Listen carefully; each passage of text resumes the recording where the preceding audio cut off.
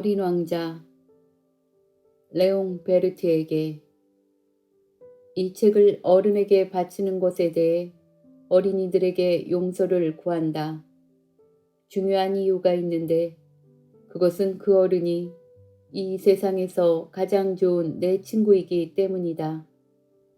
또 다른 이유는 이 어른이 모든 것, 심지어 어린이들에 관한 책까지도 이해할 수 있다는 점에 있다. 세 번째 이유는 프랑스에 살고 있는 그가 지금 굶주림과 추위에 시달리고 있기 때문이다. 그에게는 위로가 필요하다. 이것으로도 충분한 설명이 되지 않는다면 나는 이 책을 그 어른의 유년 시절에 바치겠다. 어른들은 누구나 한때 어린아이였다. 비록 그것을 기억하는 어른이 드물다 할지라도. 그래서 나는 나의 헌사를 이렇게 고쳐 쓴다. 어린 소년이었던 시절의 레옹 베르트에게 6살 때 나는 자연에서 체험한 이야기라는 제목의 책에서 굉장한 그림을 본 적이 있다. 그것은 짐승을 집어 삼키고 있는 보아 구렁이의 그림이었다. 여기에 그 그림을 그대로 옮겨본다. 그 책에는 보아 구렁이는 먹이를 씹지 않고 통째로 삼킨다. 그리고는 움직일 수가 없게 되는데 그 먹이를 소화하느라 6달 동안 잠을 잔다. 고 쓰여 있었다. 나는 밀림 속에서의 모험에 대해 곰곰이 생각해 보다가 색연필로 난생 처음 그림을 완성시켜 보았다. 나의 그림 제1호. 그것은 이런 그림이었다. 나는 내 걸작품을 어른들에게 보여주면서 무섭지 않느냐고 물었다. 그러나 어른들은 모자를 무서워하는 사람이 어디 있겠니? 하고 대답할 뿐이었다. 나는 모자를 그린 게 아니었다. 그것은 코끼리를 소화시키고 있는 보아 구렁이었다. 어른들이 이해하지 못했기 때문에 똑똑히 알아볼 수 있도록 나는 보아 구렁이의 뱃속을 그렸다. 나의 그림 제2호는 이와 같았다. 어른들은 보아 구렁이 그림은 집어치우고 지리학, 역사, 산수와 문법이나 열심히 공부하라고 충고했다. 이게 바로 내가 6살 때 화가라는 멋진 직업을 포기한 이유다. 나는 다른 직업을 선택했고 비행기 조종수를 배웠다. 세계 곳곳을 안 가본 데 없이 비행했으니 지리학이 도움이 된 것만은 사실이다. 나는 한눈에 중국과 애리조나를 구별할 수 있게 되었는데 그런 지식은 밤에 길을 잃었을 때 도움이 되었다. 나는 중요한 일을 하고 있는 많은 사람들을 만나며 살아왔다. 어른들 사이에서 살았고 가까이에서 그들을 지켜봐왔다. 그렇다고 어른들에 대한 내 생각이 나아진 건 아니었다. 조금이라도 명석해 보이는 사람을 만나면 나는 늘 지니고 다니던 내 그림 제1호를 보여주었다. 그가 정말로 뭔가 이해할 줄 아는 사람인가를 나는 알고 싶었던 것이다. 그러나 의례 모자로군요. 이렇게 대답할 뿐이었다. 나는 그 사람들과 보아 구렁이나 원시림은 물론이고 별에 대한 이야기도 하지 않았다. 내 수준을 낮춰 그들이 이해할 수 있는 브릿지 게임이니 골프, 정치나 넥타이 같은 것에 대해서만 이야기했다. 그러면 어른들은 꽤 재치 있는 사람을 만나게 되었다며 몹시 기뻐했다. 그래서 6년 전 사하라 사막에서 비행기 사고를 당할 때까지 나는 속의 이야기를 털어놓을 상대도 없이 혼자 지냈다. 그러다 비행기 엔진 어딘가가 고장이 나버린 것이었다. 정비사도 승객도 없어서 나 혼자 수리를 해야 했다. 죽느냐 사느냐 하는 문제가 달려 있었다. 마실 물도 일주일 분밖에 남아있지 않았다.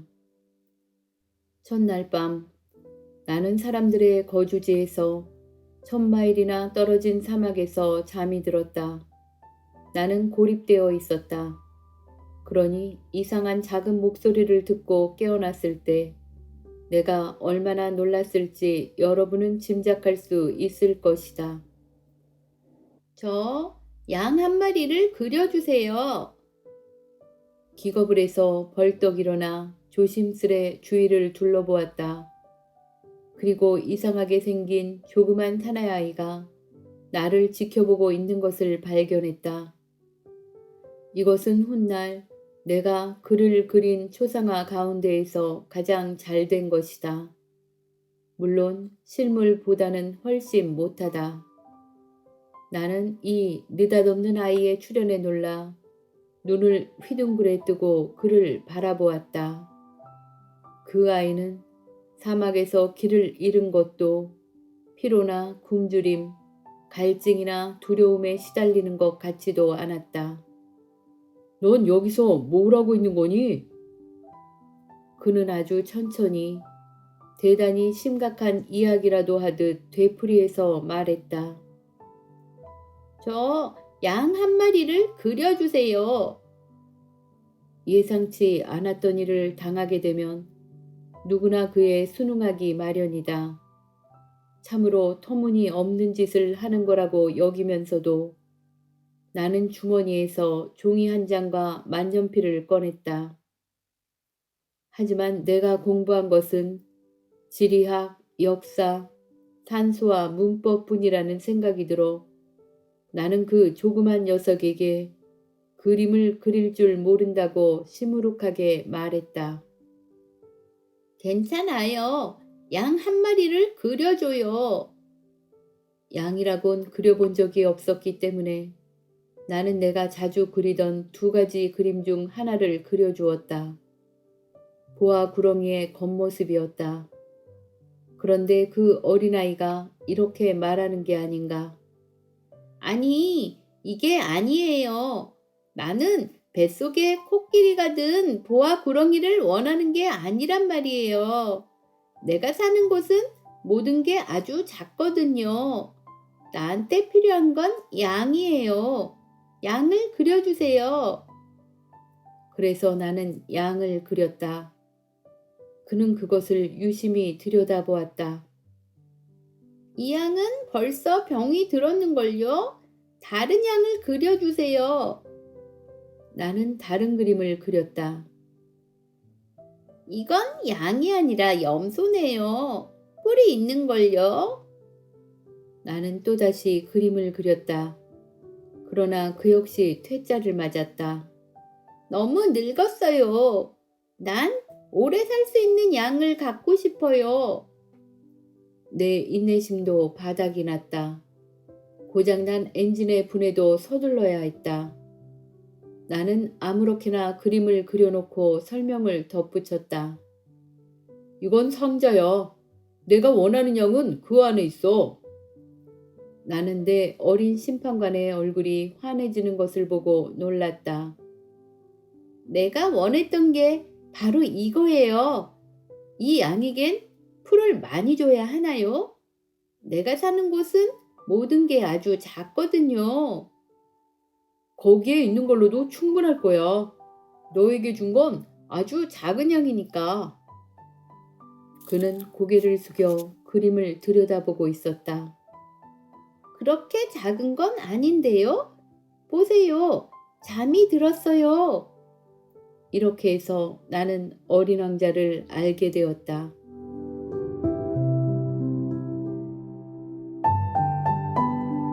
어린 왕자가 어디에서 왔는지를 알기까지는 꽤 오랜 시간이 걸렸다. 그는 많은 것을 물어보면서도 내 질문에는 귀를 기울이는 것 같지 않았다. 그가 우연히 내뱉는 말들로 나는 조금씩 모든 것을 짐작해야 했다.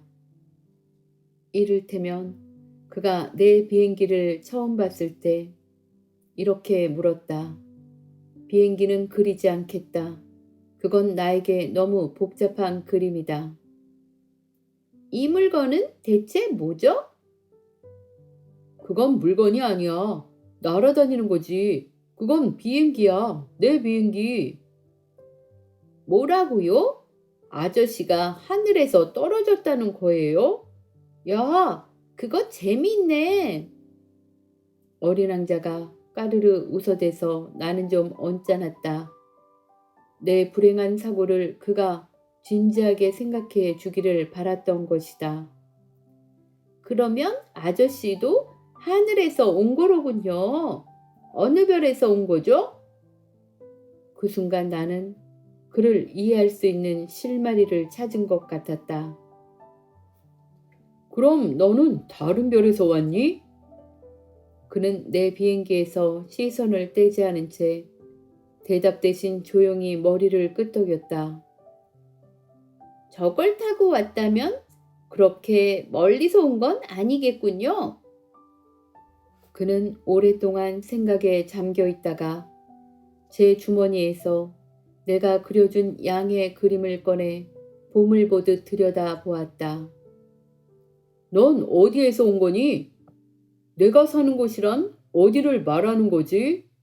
내 양을 어디로 데려가려고 하는 건데? 아저씨가 준 상자를 밤에는 집으로 쏠 수 있을 테니 다행이에요. 그래, 내가 좋다면 낮에 양을 메어둘 수 있도록 고삐랑 말뚝도 줄게. 메어 놓는다고요? 이상한 생각을 하시네요. 메어놓지 않으면 양이 아무데나 가서 길을 잃어버릴지도 몰라. 어린 왕자는 다시 까르르 웃음을 터뜨렸다. 아니, 양이 가면 어디로 가겠어요? 어디든 쭉 앞으로. 그러자 어린 왕자가 진지하게 말했다. 괜찮아요. 내가 사는 곳은 모든 게 아주 작으니까요. 그리고는 조금 서글퍼졌는지 이렇게 말했다. 똑바로 앞으로만 간다고 해도 누구도 그렇게 멀리 갈 수는 없어요.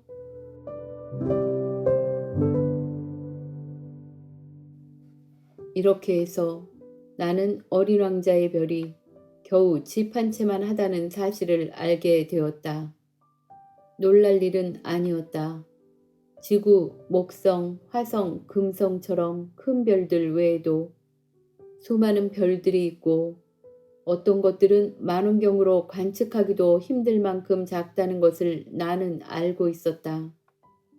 천문학자는 그런 별들을 발견하면 이름 대신 번호를 매긴다. 소옥성 325호 하는 식으로 말이다. 나는 어린 왕자가 떠나온 별이 소옥성 B612호라고 생각한다. 1909년 터키 천문학자가 이 소옥성을 만원경으로 딱 한 번 관측한 적이 있다. 당시 그는 국제천문학회에서 자신이 발견한 사실을 훌륭하게 증명해 보였는데 터키 옷을 입고 있었다는 것 때문에 아무도 그의 말을 믿지 않았다. 그 천문학자는 1920년 멋진 옷을 입고 그의 발견을 다시 증명했다. 이번에는 모두 그의 보고를 받아들였다. 내가 소옥성 B612호에 관하여 이렇게 자세히 설명하고 그 번호까지 적는 것은 어른들 때문이다. 어른들은 숫자를 좋아한다. 만약 여러분이 어른들에게 창가에는 제라늄 화분이 있고 지붕에는 비둘기가 있는 장밋빛 벽돌로 지은 예쁜 집을 봤어요. 라고 말한다면 그들은 아무것도 떠올리지 못한다. 차라리 2만 달러짜리 집을 보았어요. 라고 말하는 게 낫다. 어린 왕자는 매력적이었으며 웃었으며 양 한 마리를 가지고 싶어 했어. 그것이 그가 이 세상에 있었다는 증거야. 라고 말한들 어른들은 어깨를 한번 으쓱하고 말 것이 분명하다. 하지만 그는 소옥성 B612호에서 왔대요. 라고 말한다면 어른들은 이내 수긍할 것이다. 내 친구가 양을 데리고 떠난 지도 벌써 6년이 지났다. 내가 지금 여기에서 그를 묘사하려고 애쓰는 이유는 그를 잊어버리지 않기 위해서다. 만약 내가 그를 잊는다면 나 역시 숫자 이외에 어떤 것에도 흥미를 느끼지 못하는 어른들처럼 될지 모른다. 그래서 나는 그림 물감 한 상자와 연필을 샀다. 6살 이후로 어떤 그림도 그려본 적이 없는 내가 이 나이에 다시 그림을 그린다는 건 쉽지 않은 일이었다. 잘 될지 모르겠다. 다만 최선을 다해 그려보겠다. 어린 왕자는 나에게 아무것도 설명해 주지 않았다. 내가 자기와 비슷하다고 생각했던 것인지도 모르겠다. 그러나 나는 상자 안에 있는 양을 보는 법을 알지 못한다. 어쩌면 나도 어른들과 비슷한지 모르겠다. 나도 나이를 먹어야만 했던 것이다.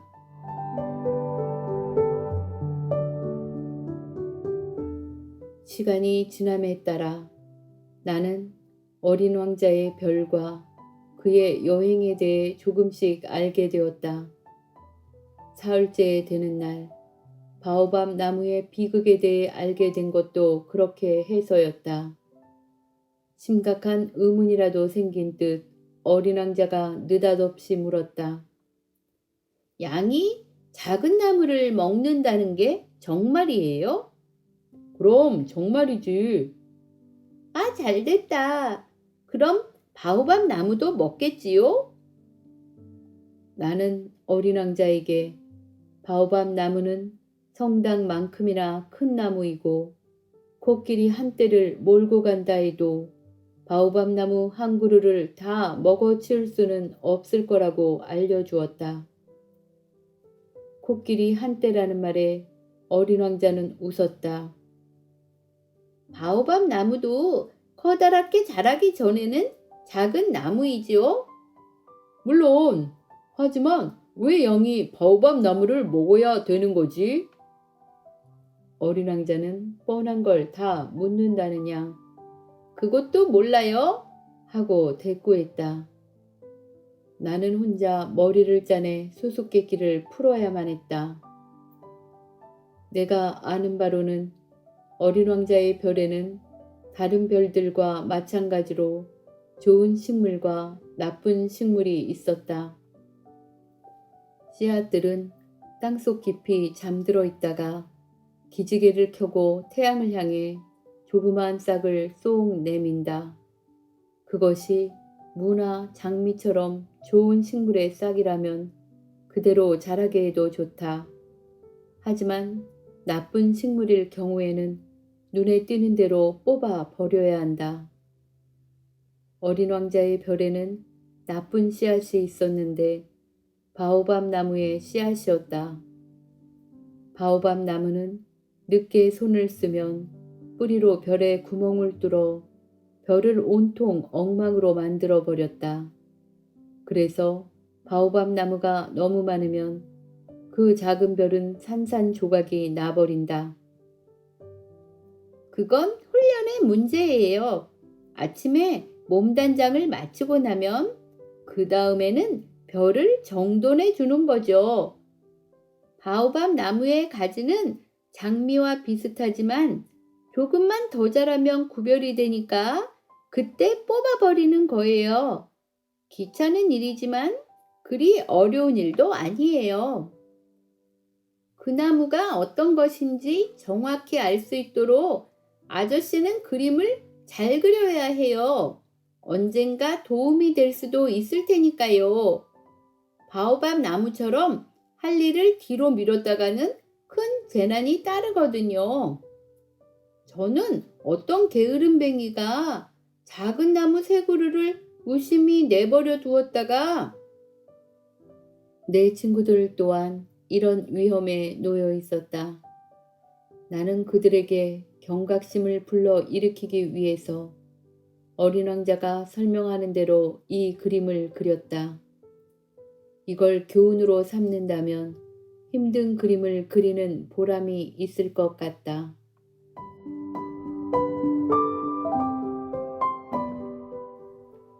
이렇게 해서 나는 어린 왕자의 서글프고 단조로운 생활을 알게 되었다. 오랫동안 그에게는 해질녘 석양을 바라보는 고요한 기쁨밖에 없었다.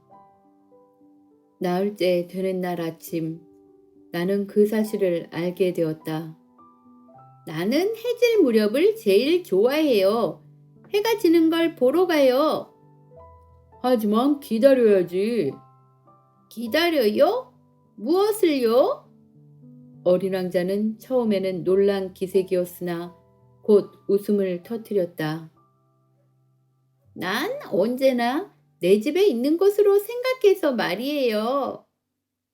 그럴 수도 있었다. 미국에서 정오일 때 프랑스에서는 해가 진다. 만약 1분 동안에 프랑스로 달려갈 수만 있다면 해지는 광경을 볼 수 있을 테지만 안타깝게도 프랑스는 너무 먼 곳에 있다. 그의 조그만 별에서 의자를 몇 발짝 뒤로 물려놓기만 하면 언제라도 석양을 볼 수 있었던 것과는 달리 어떤 날은 해가 지는 걸 44번이나 보았어요. 사람들은 슬플 때 해지는 모습을 좋아하게 되잖아요. 44번이나 해지는 것을 본 날은 그렇게 슬펐던 거구나. 어린 왕자는 아무 대답도 하지 않았다.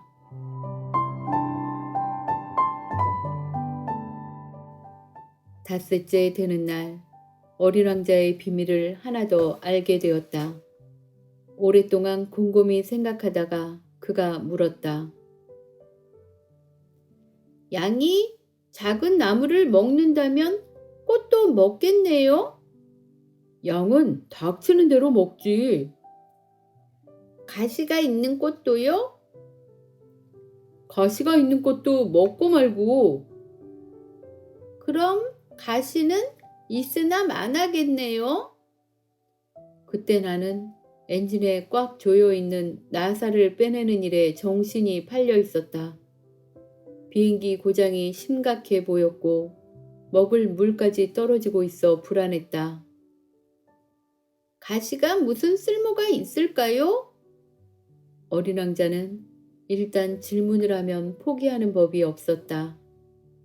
나사 때문에 신경이 곤두서 있던 나는 아무렇게나 대답해 버렸다. 가시는 아무짝에도 쓸모가 없어. 꽃들이 공연히 심술 부리는 거지. 어린 왕자는 원망스럽다는 듯 나를 쏘아붙였다. 그렇지 않아요. 꽃들은 연약하고 순진해요. 꽃들은 가능한 방법으로 자신을 보호하는 거라고요. 그 순간에도 나는 이 나사가 계속 말을 듣지 않으면 망치로 부수어 버려야지 하고 생각하고 있었다. 그럼 아저씨는 정말로 꽃들이 그만해도 되는 대로 대답했을 뿐이야. 난 지금 중요한 일을 하고 있잖아. 중요한 일이라니요? 그는 깜짝 놀라 나를 바라보았다. 망치를 손에 들고 손가락은 시커먼 기름투성이가 되어 흉측스러운 물체 위로 몸을 기울이고 있는 내 모습을. 아저씨는 어른들처럼 말하는군요. 아저씨는 모든 걸 뒤섞고 있어요. 모든 걸 혼동하고 있다고요. 그는 정말로 화가 나 있었다. 그의 금빛 머리카락이 바람에 흩날렸다. 나는 붉은 얼굴을 한 신사가 사는 별을 알아요. 그는 꽃향기를 맡아본 적도, 별을 바라본 적도 없고, 누구를 사랑해 본 적도 없어요. 오로지 숫자만 더하면서 살았죠. 아저씨처럼 나는 중요한 일로 바빠. 그러면서 말이에요. 하지만 그는 사람이 아니에요. 버섯이에요. 버섯이라고요. 어린 왕자는 분노로 얼굴이 하얗게 질려 있었다. 수백만 년 전부터 꽃들은 가시를 길러왔어요. 양도 수백만 년 전부터 꽃을 먹어왔고요. 그런데도 아무짝에도 쓸데없는 가시를 꽃들이 왜 그렇게 애써 만들어내는지 알려고 하는 건 중요한 일이 아니라는 거지요. 그건 붉은 얼굴의 신사가 하는 계산보다 중요하지 않다는 건가요? 그래서 이 세상에서 단 하나뿐인 내 꽃을 어느 날 아침 작은 양이 무심코 먹어버릴 수도 있다는 게 중요하지 않다는 말인가요? 어린 왕자는 얼굴이 새빨개졌다. 만약 어떤 사람이 수백만 개의 별에서 자라고 있는 단 한 송이의 꽃을 사랑한다면 그 사람은 별들을 바라보는 것만으로도 행복해질 거예요. 그 사람은 내 꽃이 어딘가에 있겠지 하고 생각할 수 있거든요. 하지만 양이 그 꽃을 먹어버린다면 모든 별들이 어두워질 거예요. 그런데도 그게 중요하지 않다는 거죠? 어린 왕자는 말을 잇지 못했다. 흐느낌으로 목이 메었던 것이다. 밤이었다. 나는 손에서 연장을 놓았다. 지금 이 순간 망치나 나사, 갈증이나 죽음이 대체 뭐란 말인가? 어떤 별, 어떤 행성, 나의 별 이 지구 위에 내가 위로해야 할 어린 왕자가 있었다. 나는 두 팔로 그를 부둥켜 안고 조용히 달래면서 말했다. 내가 사랑하는 꽃은 위험하지 않아. 내 양에게 씌울 입마개를 그려줄게. 내 꽃을 둘러쌀 울타리도 그려줄 거야. 나는 무슨 말을 더 해야 할지 몰라 머뭇거렸다.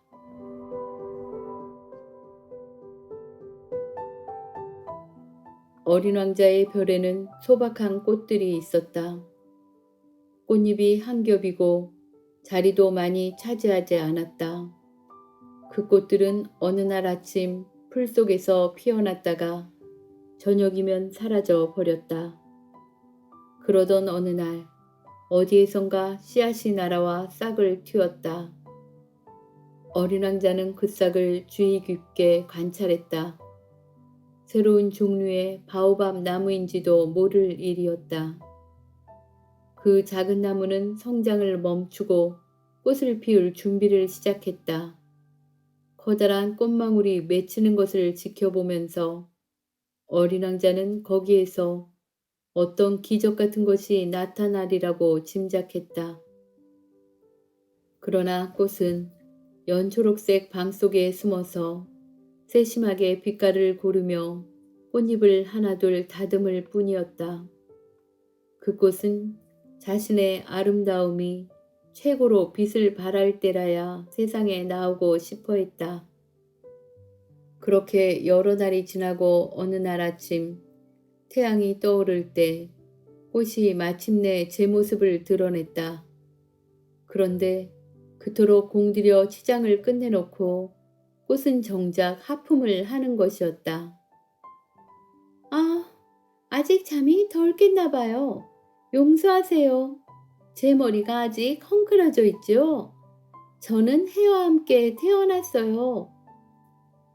어린 왕자는 이 꽃이 그다지 겸손하지는 않다는 걸 알아챘지만 그 아름다움에 마음이 설레었다.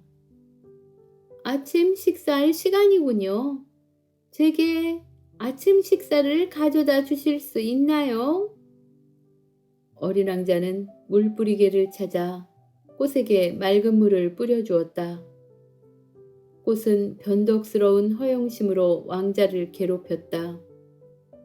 어떤 날은 자기가 가진 4개의 가시에 대해 이야기하면서 어린 왕자에게 이렇게 말하기도 했다. 호랑이들이 발톱을 세우고 덤벼 보라지요. 여기에는 호랑이가 없어요.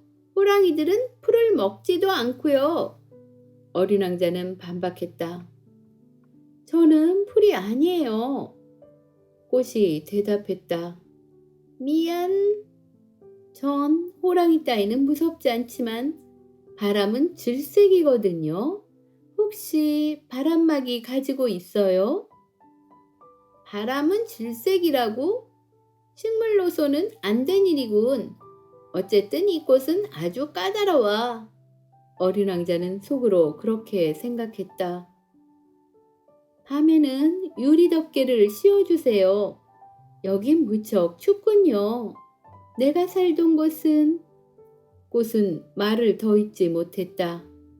씨앗으로 여기에 왔으니 다른 세상에 대해 아는 게 있을 리 없었다.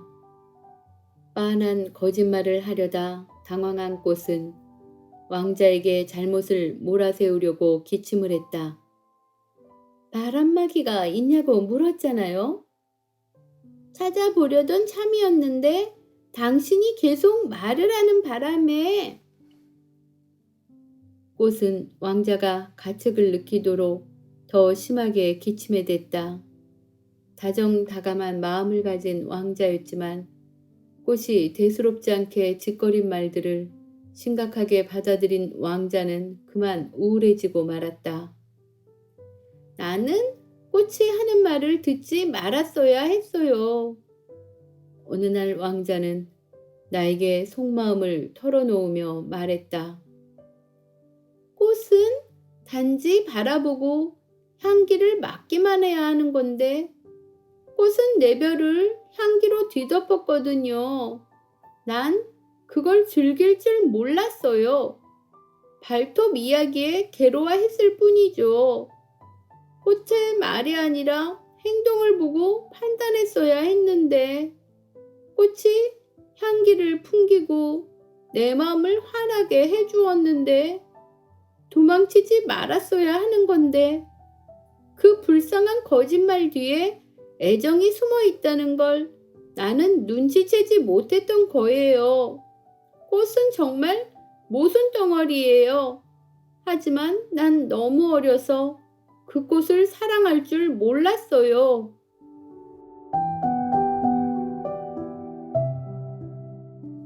나는 어린 왕자가 철새들의 이동을 이용하여 별을 떠나왔으리라고 생각한다. 떠나는 날 아침 그는 말끔히 별을 정돈했다. 불을 뿜는 화산들도 정성스레 청소했다. 언제 어떻게 될지 알 수 없었기 때문에 사하산 역시 깨끗이 청소해 놓았다. 화산들은 청소만 깨끗이 되어 있으면 폭발하지 않고 서서히 일정하게 타올랐다. 다시 돌아오리라 생각하지 않았기 때문에 어린 왕자는 서글픈 마음으로 바오밥 나무의 마지막 싹들도 뽑아냈다. 그런데 늘 하던 일들 하나하나가 그날 아침에는 유난히 소중하게 느껴졌다. 마지막으로 꽃에 물을 주고 유리 덮개를 씌워줄 때 왕자는 그만 울 뻔했다. 안녕? 왕자는 꽃에게 말했다. 꽃은 대답하지 않았다. 잘 있어. 왕자는 다시 인사를 건넸다. 꽃이 기침을 했다. 감기 때문은 아니었다. 내가 어리석었어요. 마침내 꽃이 왕자에게 말했다. 날 용서해요. 행복해지길 바랄게요. 왕자는 꽃이 자신을 원망하지 않는 것에 놀랐다. 그는 바람막이 유리 덮개를 손에 든 채 멍하니 서 있었다. 꽃의 그 조용하고 다정한 모습을 왕자는 이해할 수 없었다. 물론 난 당신을 사랑해요. 그동안 당신이 그걸 알지 못했던 건 내 잘못이에요. 하지만 이젠 상관없어요. 당신도 나처럼 어리석었거든요. 부디 행복하세요. 유리 덮개는 내버려둬요. 그런 건 이제 필요 없어요. 하지만 바람이 불면 내 감기는 그리 심한 게 아니에요. 서늘한 밤 공기는 오히려 나에게 좋을 거예요. 난 꽃이니까. 그래도 짐승이 나비와 친해지려면 두세 마리의 쐐기벌레쯤은 견뎌내야죠. 그나마 나비가 아니라면 누가 나를 찾겠어요. 당신은 멀리 떠날 테고 큰 짐승들은 두렵지 않아요. 나한테는 가시가 있으니까. 꽃은 4개의 가시를 천진난만하게 보여주며 말을 이었다. 그렇게 우물쭈물하지 말아요. 떠나기로 했으니 어서 가요. 꽃은 울고 있는 제 모습을 어린 왕자에게 보이고 싶어 하지 않았다. 그렇게 자존심 강한 꽃이었다.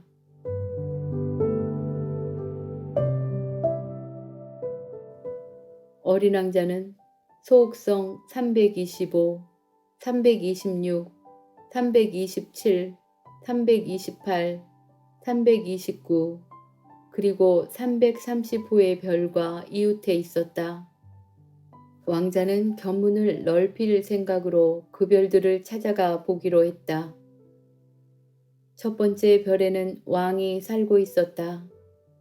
왕은 붉은 옷에 흰 담비 모피로 만든 옷을 입고 위험 있는 옥자에 앉아 있었다. 신하가 한 명 왔구나. 어린 왕자가 오는 것을 보자 왕이 큰 소리로 외쳤다. 왕에게는 모든 사람이 다 신하였다. 너를 좀 더 가까이 볼 수 있도록 가까이 다가오라. 마침내 누군가의 왕 노릇을 하게 된 것이 무척 자랑스러워져서 왕이 말했다. 그 별은 호화스러운 흰 담비 모피로 온통 뒤덮여 있었다. 어린 왕자는 서 있을 수밖에 없었다. 피곤해서 하품이 나왔다. 왕 앞에서 하품하는 것은 예절에 어긋나는 일이다. 하품을 그만오라. 하품을 참을 수가 없어요. 긴 여행 탓에 잠을 자지 못했거든요. 어리둥절해진 어린 왕자가 대답했다. 그렇다면 하품을 해도 좋다. 하품하는 걸 본 지도 여러 해가 되었구나. 하품하는 모습은 짐에게도 신기한 구경거리니까. 자, 또 하품을 하도록 해라. 명령이다. 그렇게 말씀하시니까 하품이 안 나와요. 얼굴을 붉히며 어린 왕자가 말했다. 어흠, 그렇다면 짐이 명하노니 어떤 때는 하품을 하고 또 어떤 때는. 왕은 자신의 권위가 존중되기를 원하고 있었다. 불복종은 용서할 수 없었다. 하지만 왕은 인품 있는 사람이었으므로 사리에 맞는 명령만 내렸다. 앉아도 될까요? 내게 앉기를 명하노라. 흰 담비 모피로 된 망토 한 자락을 위험있게 끌어올리며 왕이 대답했다. 어린 왕자는 이상하기만 했다. 별은 아주 조그마한데 왕은 무엇을 다스린다는 것일까? 폐하, 한 가지 여쭈어봐도 좋을까요? 내게 왜 명하노니 질문하라.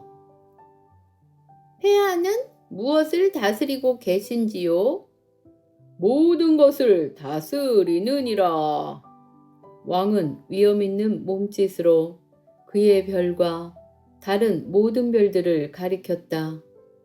그 모든 것을 다요? 물론 전부다. 왕은 온 우주의 군주이기도 했던 것이다. 그럼 별들도 폐하에게 복종하나요? 물론이다. 별들도 나에게 즉시 복종하지. 짐은 규율을 어기는 것을 용서치 않느니라. 어린 왕자는 경탄했다. 자신이 그런 권력을 가질 수 있다면 의자를 뒤로 물리지 않고도 하루에 44번뿐만 아니라 72번, 아니 100번, 200번까지도 해지는 것을 볼 수 있을 게 아닌가. 자신의 별에 대한 추억 때문에 서글퍼진 어린 왕자는 용기를 내 왕에게 청했다. 저는 해가 지는 것을 보고 싶어요. 제 소원을 들어주세요. 해가 지도록 명령을 내려주세요. 누구에게든 그가 할 수 있는 것을 요구해야 하는 법이다. 정당한 권력은 무엇보다 합리적이어야 한다. 내 명령이 이치에 맞을 때에만 나는 복종을 요구할 권한을 갖는 것이다. 그럼 제가 해지는 것을 보게 해주십사 한 것은요?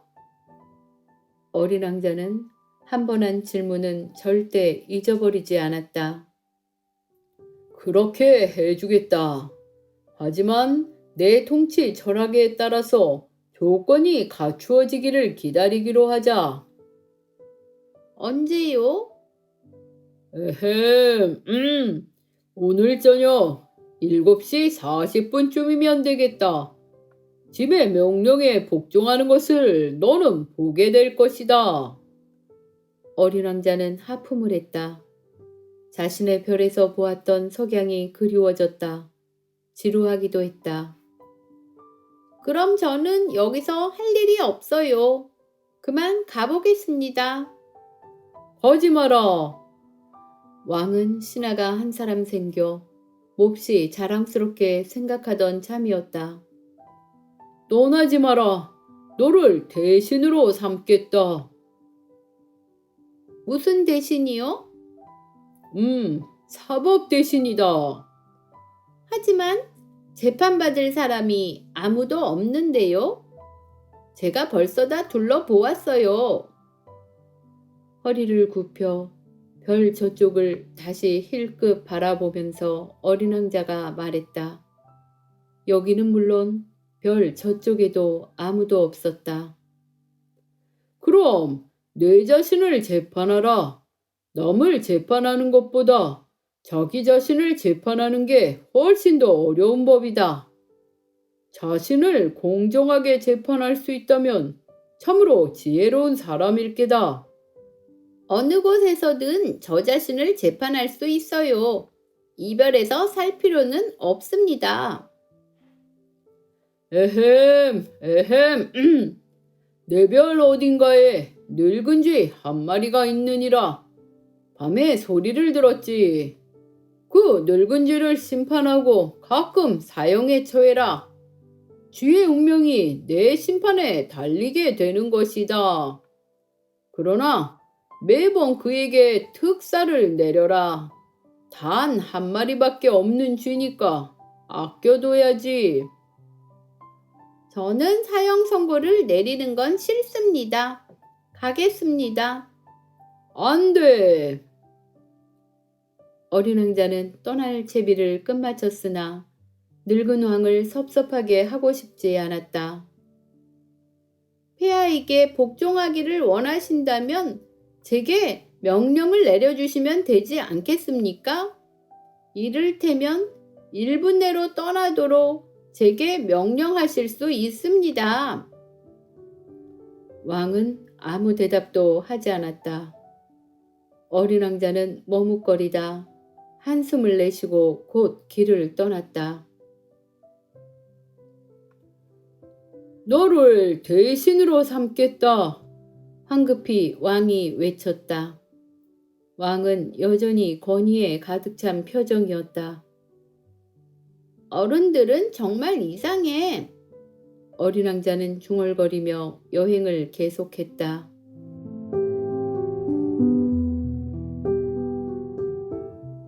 두 번째 별에는 잘난 척하는 사람이 살고 있었다.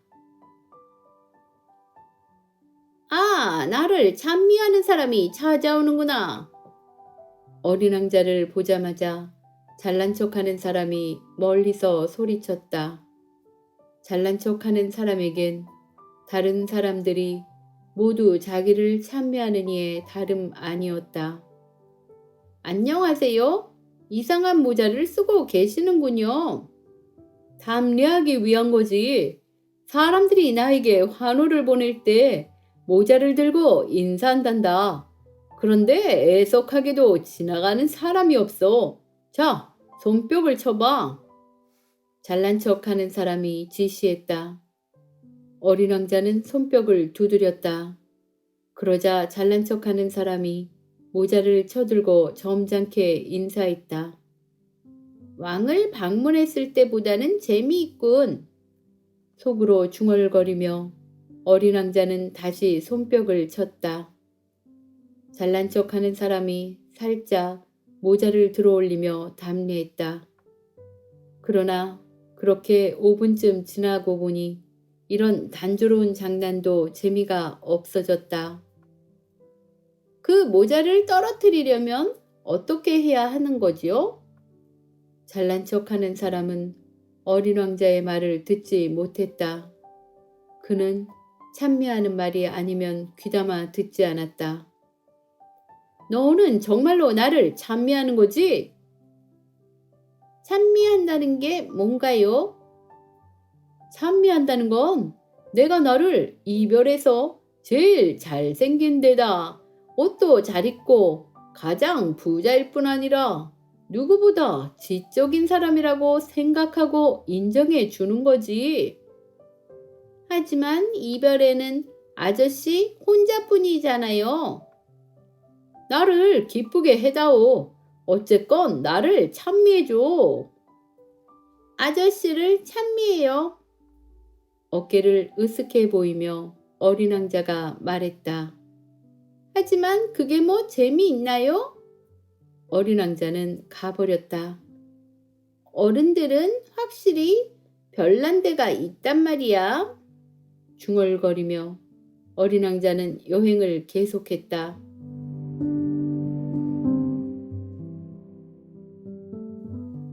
그 다음 별에는 술꾼이 살고 있었다.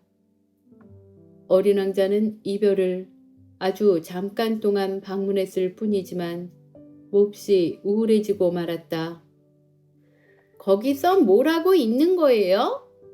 빈병과 술이 가득 찬 병을 쌓아놓고 말없이 앉아있는 술꾼을 보고 어린 왕자가 물었다. 술을 마시고 있지. 침울한 표정으로 술꾼이 대답했다. 왜 술을 마시는 거지요? 잊기 위해서지. 무엇을 잊기 위해서요? 내가 부끄럽다는 걸 잊기 위해서. 고개를 숙인 채 술꾼이 대답했다. 뭐가 부끄럽다는 건가요? 술을 마시는 게 부끄러워. 그러고 나서 술꾼은 입을 다물어 버렸다. 난처해진 어린 왕자는 다시 길을 떠났다. 어른들은 정말 이상해. 그는 혼잣말을 하며 계속 여행했다.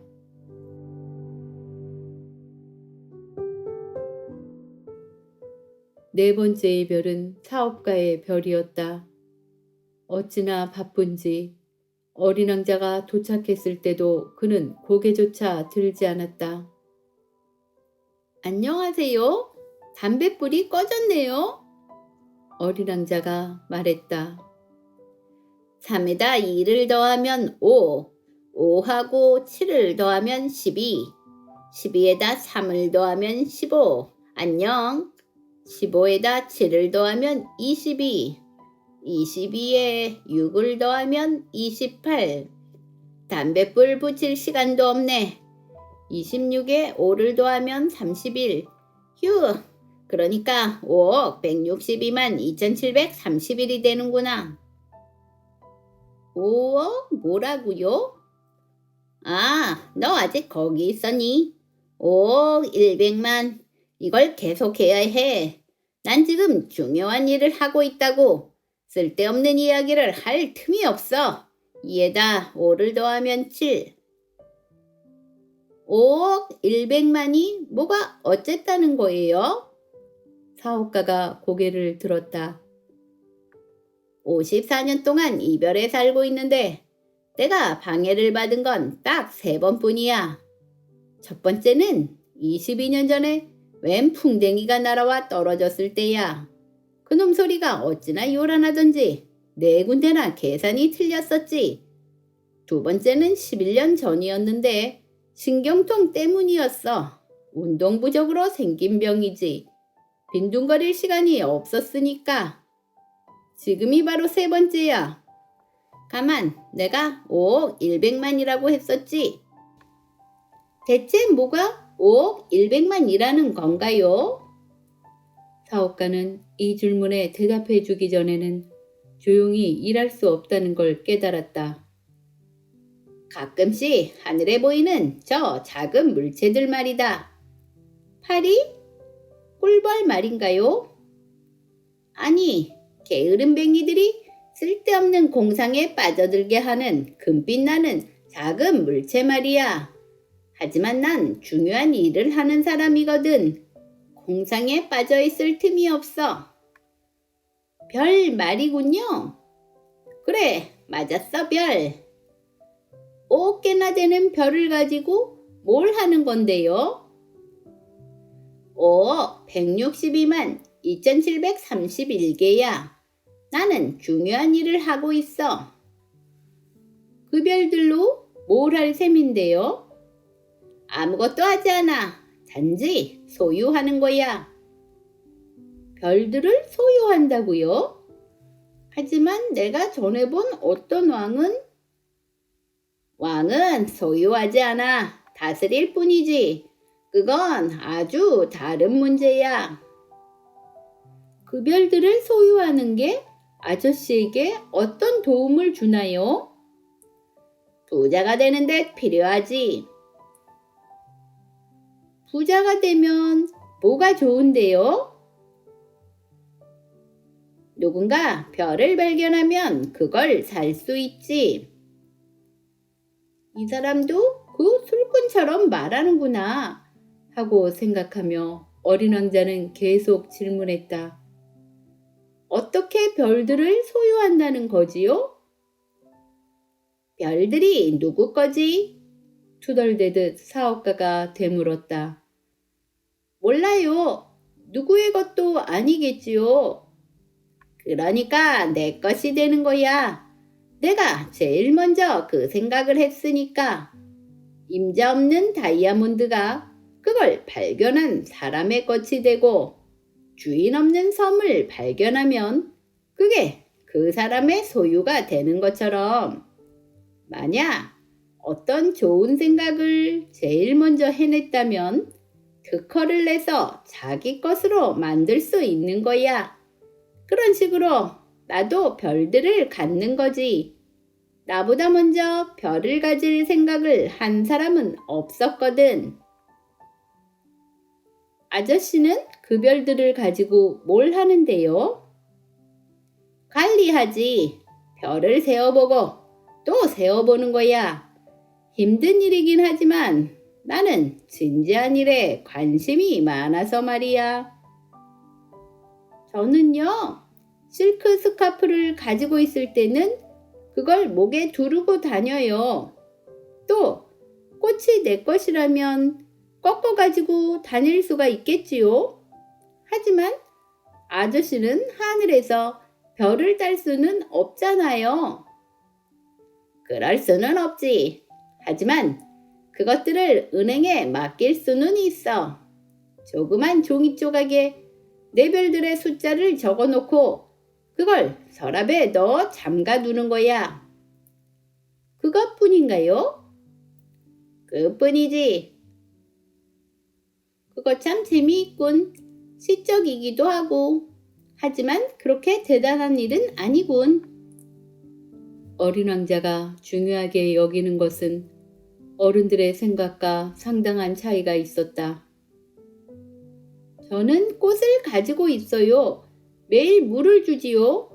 화산도 3개나 가지고 있어서 매주 청소를 해요. 내가 꽃과 화산을 가지고 있는 건 내 화산이나 내 꽃에게 도움을 주는 일이에요. 하지만 아저씨는 별들에게 무슨 도움을 주고 있는 게 아니죠. 사업가는 딱히 할 말이 없었다. 어른들은 모두 이상하단 말이야. 어린 왕자는 혼잣말을 하며 다시 여행길에 올랐다.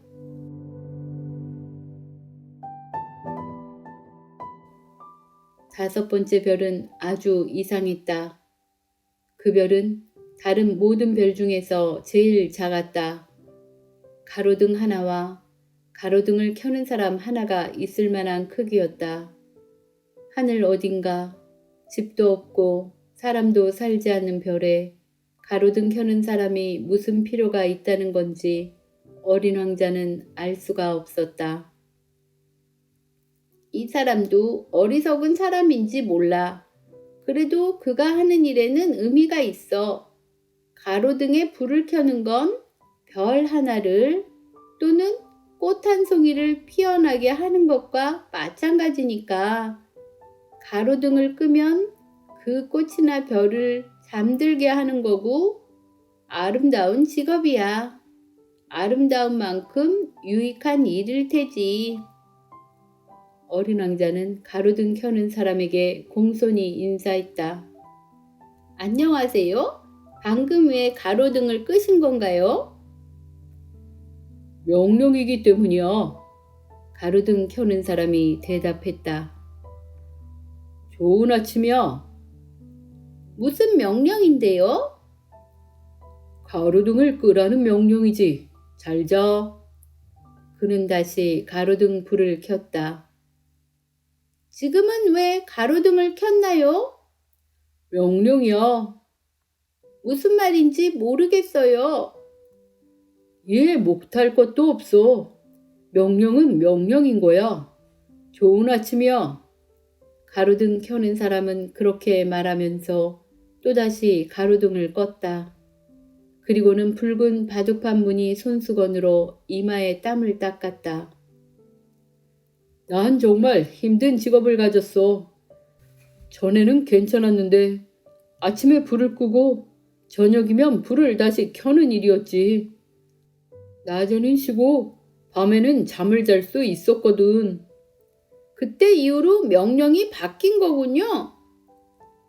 명령은 바뀌지 않았어. 그게 비극이야. 이별은 점점 빨리 돌고 있는데 명령은 바뀌지 않았단 말이야. 그래서 이제는 이별이 1분마다 한 바퀴를 돌게 되었고 1초도 쉴 틈이 없게 된 거야. 나는 1분마다 한 번씩 가로등불을 켰다 껐다 해. 참 이상하네요. 아저씨네 별에선 하루가 1분이라니. 그래, 30분은 30일이 되는 거지. 잘 자. 그는 다시 가로등을 켰다. 어린 왕자는 명령에 충실한 가로등 켜는 사람이 좋아졌다. 의자를 뒤로 물리면 계속해서 석양을 볼 수 있는 곳을 찾아가던 일도 떠올랐다. 어린 왕자는 그를 돕고 싶었다. 저 쉬고 싶을 때 쉴 수 있는 방법을 알아요. 아저씨의 별은 아주 작으니까 3발짝이면 한 바퀴를 돌 수 있잖아요. 천천히 걷기만 해도 늘 해를 볼 수 있어요. 쉬고 싶어지면 걷도록 하세요. 아저씨가 원하는 만큼 낮이 길어질 거예요. 도움이 안 되겠는걸. 내가 원하는 건 잠자는 거니까. 안 됐네요. 난 운이 없어. 좋은 아침이야. 그는 다시 가로등을 껐다. 저 사람은 사람들에게서 비웃음을 살 거야. 왕이나 잘난 척 하는 사람, 술꾼, 사업가 같은 사람들은 그를 경멸하겠지. 하지만 내가 보기에는 저 사람이 제일 성실해. 그건 저 사람이 자신을 제쳐놓고 일만 생각하고 있기 때문이겠지. 어린 왕자는 섭섭한 마음에 한숨을 내쉬었다. 내 친구가 될 수 있는 사람은 저 사람뿐이었어. 그렇지만 그의 별은 너무 작아. 두 사람이 있을 자리도 없으니 말이야. 어린 왕자는 하루에 1440번이나 아름답게 해가 지던 자신의 별을 떠나온 일이 아쉬웠다.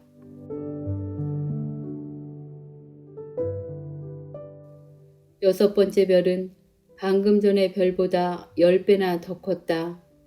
거기에는 엄청나게 큰 책을 쓰고 있는 노신사가 살고 있었다. 오, 탐험가가 오는군. 어린 왕자를 보며 그가 큰 소리로 외쳤다. 어린 왕자는 테이블에 걸터앉아 숨을 몰아쉬었다. 지금까지 너무도 먼 거리를 여행해 왔던 것이다. 어디서 왔지? 그 두꺼운 책은 뭐죠? 여기서 뭘 하시는 건데요? 난 지리학자란다. 지리학자가 뭔데요? 바다, 강, 도시, 산, 그리고 사막이 어디에 있는지 아는 사람이지.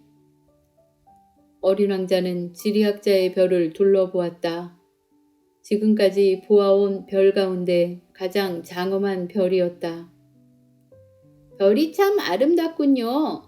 바다도 있나요? 모르겠는걸. 지리학자가 대답했다. 그럼 산은요? 어린 왕자는 실망해서 되물었다. 그것도 모른다. 그럼 도시와 강과 사막은요? 그 역시 알 수 없는걸. 할아버진 지리학자잖아요. 그렇지. 하지만 난 탐험가가 아니야.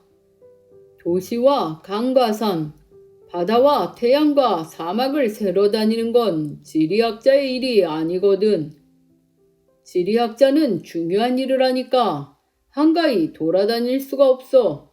책상을 떠날 수가 없단다.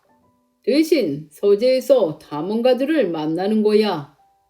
탐험가들에게 여러 가지 질문을 하고 기록하는 거지. 흥미로운 게 있으면 지리학자는 그 탐험가가 양심적인지 아닌지를 조사하기도 해. 왜요? 탐험가가 거짓말을 한다면 지리학자의 책에 큰 이변이 일어날 테니까. 탐험가가 술을 너무 마셔도 그렇지. 술에 잔뜩 취한 사람에겐 모든 게 둘러 보이거든. 그렇게 되면 지리학자는 산이 하나밖에 없는 곳에다 산 2개를 기록하게 될지도 몰라. 그래서 탐험가에게 증거를 요구하지. 큰 산을 발견했다면 커다란 돌멩이 몇 개를 가져오라고 하는 거야. 그런데 넌 멀리서 왔지?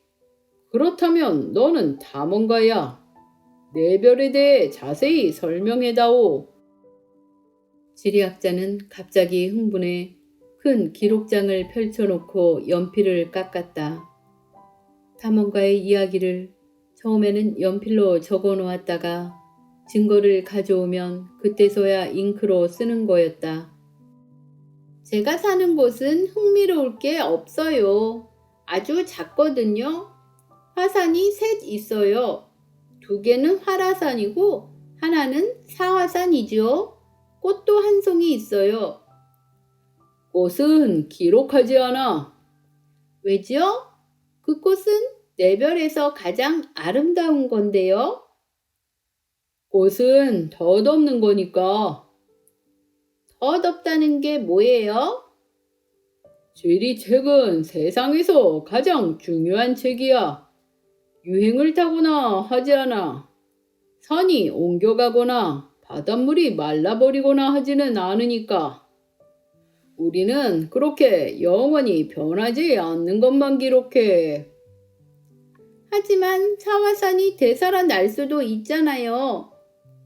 우리에게는 마찬가지라고. 우리한테 중요한 건 산이야. 산은 변하지 않거든. 그런데 덧없다는 건 무슨 뜻이죠? 그건 곧 사라져버릴 위험에 처해 있다는 뜻이지.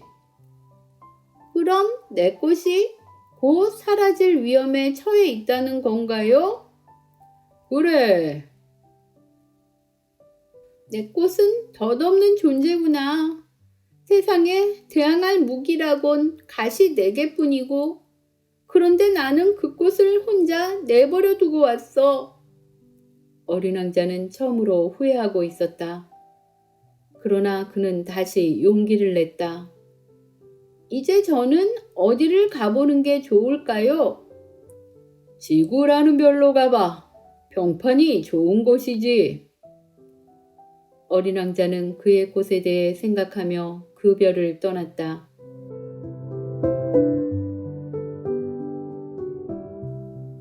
그래서 7번째로 방문한 별은 지구였다. 지구는 평범한 별이 아니었다. 그곳에는 111명의 왕과 7,000명의 지리학자와 90만 명의 사업가, 750만 명의 술꾼들, 3억 1,100만 명의 잘난 척하는 사람들, 다시 말해 20억쯤 되는 어른들이 살고 있었다. 전기가 발명되기 전까지는 6대륙을 통틀어 가로등 켜는 사람이 46만 2,511명이나 필요했다고 하니 지구가 얼마나 큰지 여러분도 짐작할 수 있을 것이다. 좀 멀리 떨어진 곳에서 보면 그건 대단히 멋진 광경이었다. 그들이 무리지어 움직이는 모습은 오페라 발레단처럼 질서정연했다. 맨 처음 뉴질랜드와 오스트레일리아에 가로등 켜는 사람들이 불을 켜고 나서 잠을 자러 가면 중국과 시베리아에 가로등 켜는 사람들이 그 다음에는 러시아와 인도의 사람들, 이어 아프리카와 유럽, 남아메리카와 북아메리카의 사람들이 차례로 무대에 나타났다가 사라졌다. 절대 순서가 틀리는 법이 없었다. 오직 북극과 남극에서 가로등을 책임지고 있는 2사람만이 태평스럽게 지내고 있었다. 그들은 1년에 2번만 바빴다.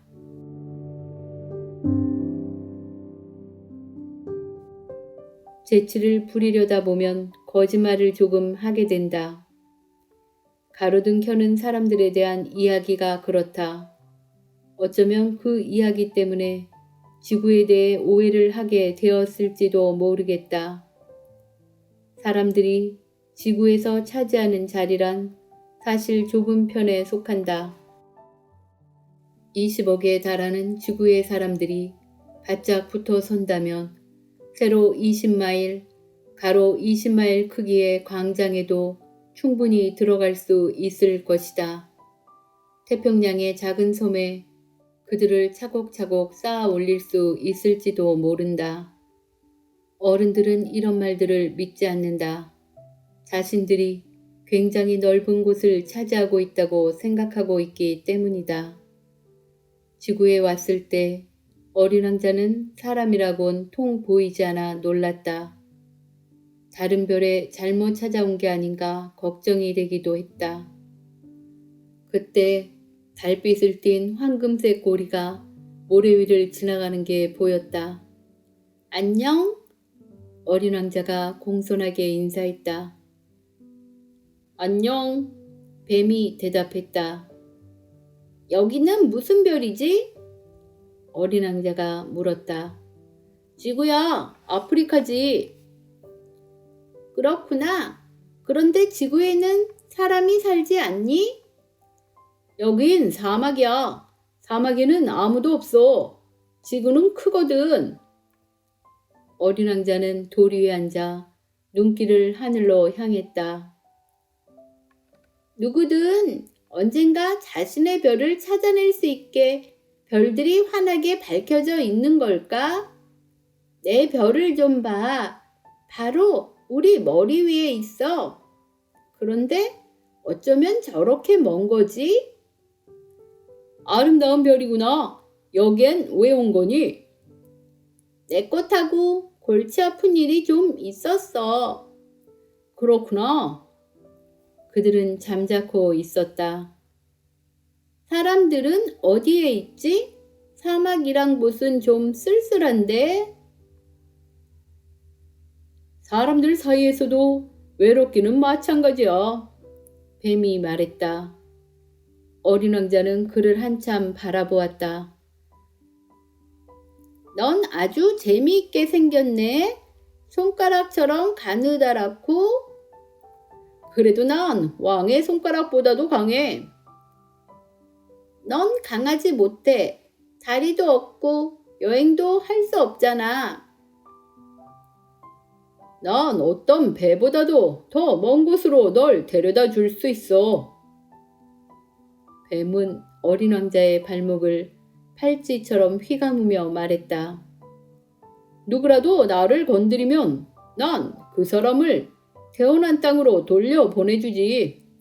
하지만 너는 순진하고 정직한 데다 다른 별에서 왔으니까. 너처럼 약한 애가 하강암으로 된 이 지구에 있는 걸 보니 가엾어지는구나. 언제고 내 별로 돌아가고 싶어지면 내가 도와줄게. 그래. 헌데 넌 왜 그렇게 수수께끼 같은 말만 하니? 난 모든 걸 할 수 있어. 뱀이 말했다. 그들은 다시 침묵했다.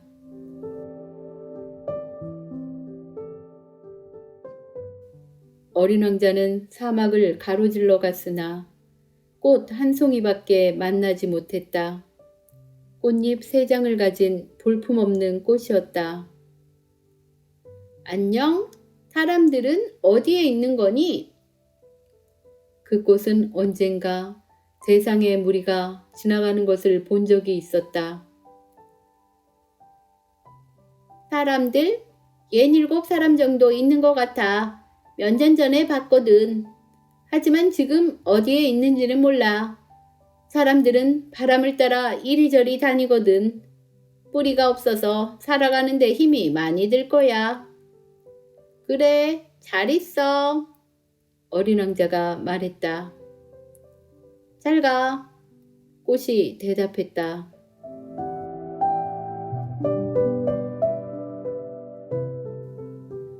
어린 왕자는 높은 산 위로 올라갔다. 그때까지 그가 아는 산이라곤 무릎에 닿는 3개의 화산이 고작이었다. 이렇게 높은 산에서는 이 별과 이 별에 사는 모든 사람들을 한눈에 볼 수 있겠지. 그러나 바늘처럼 뾰족뾰족한 산봉우리만 보일 뿐이었다. 안녕? 어린 왕자는 혹시나 하고 말해보았다. 안녕, 안녕, 안녕. 메아리가 대답했다. 너는 누구지? 너는 누구지? 너는 누구지? 너는 누구지? 내 친구가 되어줘. 난 외로워. 난 외로워. 난 외로워. 난 외로워. 참 이상한 별이야. 건조하고 뾰족하고 험악해. 상상력도 없어서 남이 한 말을 그대로 따라하고. 내 별에는 꽃이 있었지. 그 꽃은 늘 나에게 먼저 말을 걸어왔었는데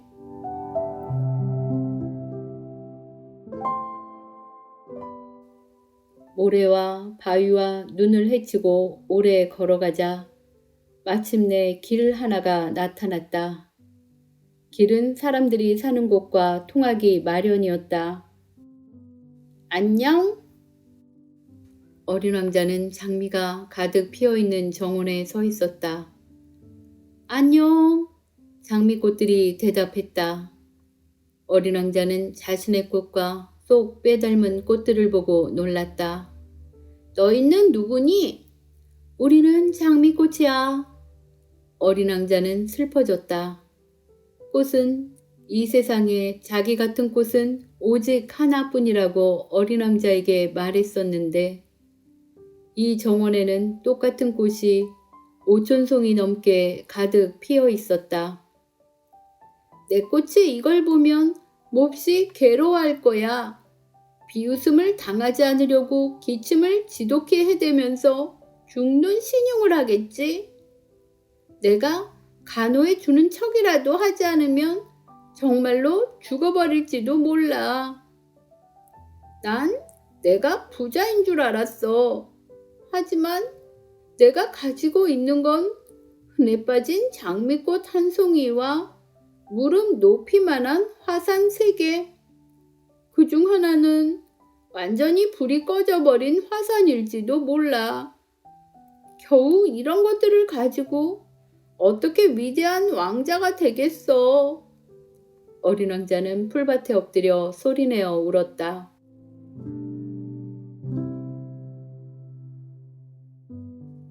여우가 나타난 건 바로 그때였다. 안녕? 여우가 인사했다. 안녕? 어린 왕자는 공손하게 대답하며 주위를 둘러보았으나 아무것도 보이지 않았다. 여기야, 사과나무 아래. 조금 전에 그 목소리가 말했다. 넌 누구니? 참 예쁘게 생겼구나. 난 여우야. 이리와 함께 놀자. 난 지금 우울해. 난 너와 함께 놀 수 없어. 나는 길들여져 있지 않았거든. 잠깐 생각하다가 어린 왕자가 다시 말했다. 길들인다는 게 무슨 말이니? 넌 여기 사는 애가 아니구나. 뭘 찾고 있는 거니? 사람들을 찾고 있어. 길들인다는 건 무슨 뜻이지? 사람들은 총을 가지고 사냥을 하지. 참 곤란한 일이야. 사람들은 닭도 길러. 그게 유일한 관심사지. 너 닭을 찾고 있는 거니? 아니야. 난 친구들을 찾고 있어. 그런데 길들인다는 게 무슨 뜻이니? 소홀하게 취급되는 것 중 하나지. 그건 관계를 맺는다는 의미야.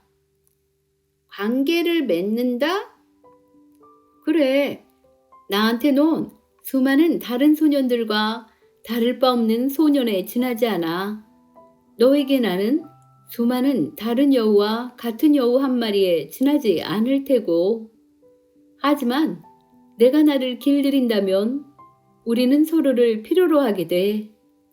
나에게 너는 세상에 오직 하나밖에 없는 존재가 되는 거고 나 역시 너에게 이 세상에 단 하나뿐인 존재가 되는 거야. 이제 좀 알 것 같아. 꽃이 하나 있는데 그 꽃이 나를 길들인 것 같아. 그래, 지구에는 온갖 일들이 다 있으니까. 그건 지구에서의 일이 아니야. 그럼 다른 별에서의 일이라는 거야? 응. 그 별에도 사냥꾼들이 있지? 아니, 없어. 그거 이상하네. 그럼 닭은? 닭도 없어. 완벽한 곳은 아니군. 여우는 한숨을 내쉬고는 하던 이야기로 다시 돌아왔다. 내 생활은 아주 단조로워. 나는 닭을 사냥하고 사람들은 나를 사냥하는 거야. 닭은 다 비슷하고 사람들도 모두 비슷해. 그래서 난 좀 지루해. 하지만 내가 나를 길들인다면 내 삶은 환하게 바뀔 거야. 나는 내 발자국 소리와 다른 발자국 소리를 구별하게 되겠지. 다른 사람들의 발자국 소리를 들으면 나는 땅 밑으로 기어들어 가겠지만 내 발자국 소리를 듣는다면 음악이라도 들은 것처럼 굴에서 뛰어나올 거야.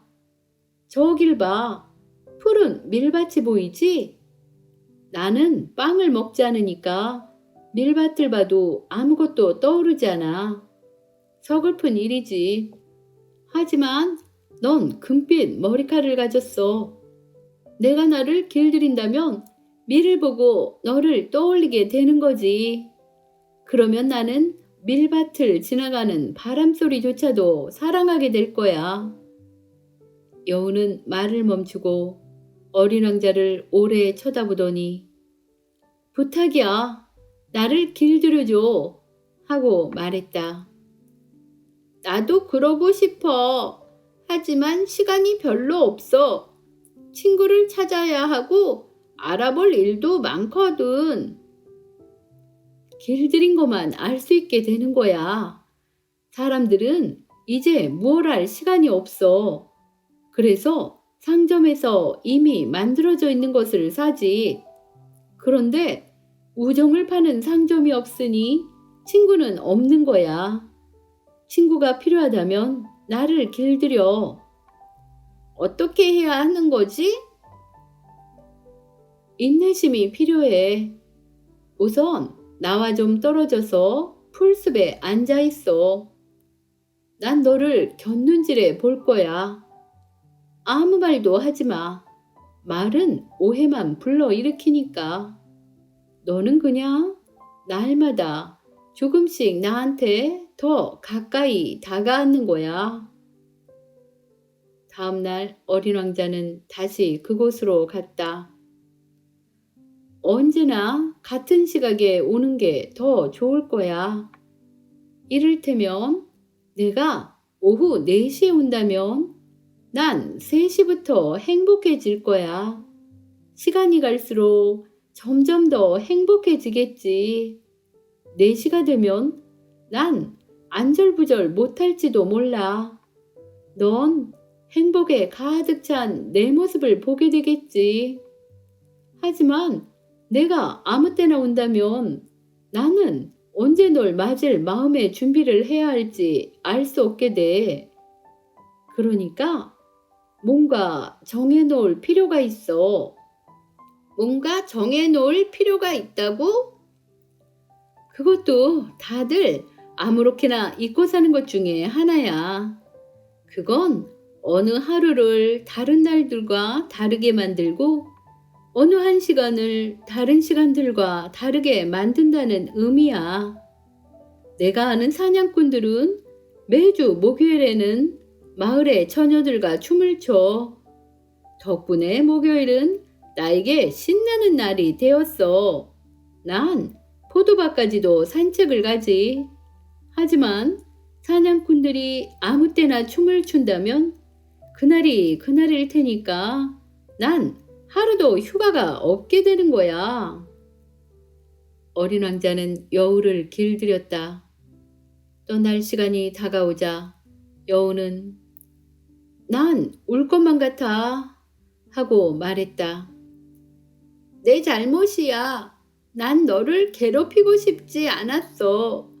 하지만 길들여 달라고 한 건 너야. 맞아. 그런데 넌 울려고 하잖아. 그러기에 이런 일이 너한테 무슨 소용이 있는 거니? 그렇지 않아. 밀밭의 색깔을 보면 널 생각할 테니까. 가서 장미꽃들을 다시 봐. 내 장미꽃이 이 세상에 단 하나뿐이란 것을 깨닫게 될 거야. 그때 다시 돌아와서 나에게 작별 인사를 해줘. 그러면 선물로 비밀을 가르쳐 줄게. 어린 왕자는 장미꽃을 보러 갔다. 너희들은 내 장미와 전혀 닮지 않았고 나에게 아무 의미도 없어. 아무도 너희들을 길들이지 않았고 너희들 역시 아무도 길들이지 않았기 때문이야. 너희들은 예전의 내 여우와 같아. 그는 수많은 다른 여우들과 다를 바 없는 여우였어. 하지만 그 여우는 이제 이 세상에 단 하나밖에 없는 여우가 되었지. 장미꽃들은 어쩔 줄 몰라 했다. 너희들은 아름답지만 텅 비어 있어. 지나가는 사람들은 내 꽃이 너희와 비슷하다고 생각할 수도 있겠지만 나에게는 그 꽃 한 송이가 너희들 전부보다 더 중요해. 내가 그 꽃에 물을 주고 유리덮개를 씌워 바람을 막아주었기 때문이지. 내가 벌레를 잡아준 것도, 그 꽃이 불평하거나 자랑하는 것을 들어준 것도, 때로는 침묵을 지키는 것도 내가 다 이해한 건 그 꽃이 내 장미꽃이기 때문이야. 어린 왕자는 여우에게로 돌아갔다. 잘 있어. 어린 왕자가 말했다. 잘 가. 그럼 이제 내 비밀을 말해줄게. 아주 단순한 거야. 마음으로 봐야만 제대로 볼 수 있다는 거야. 중요한 건 눈에 보이지 않아. 중요한 건 눈에는 보이지 않는다. 잊어버리지 않으려고 어린 왕자는 따라서 말했다. 내 장미가 그토록 소중한 건 그곳에 바친 시간 때문이지. 내 장미를 위해 바친 시간이라. 사람들은 이걸 잊어버리고 말았어. 하지만 넌 그걸 잊으면 안 돼. 넌 내가 길들인 것에 대해 끝까지 책임을 져야 하는 거야. 넌 내 장미를 책임져야 해. 나는 내 장미를 책임져야 해. 그 말을 기억하기 위해 어린 왕자는 따라서 말했다.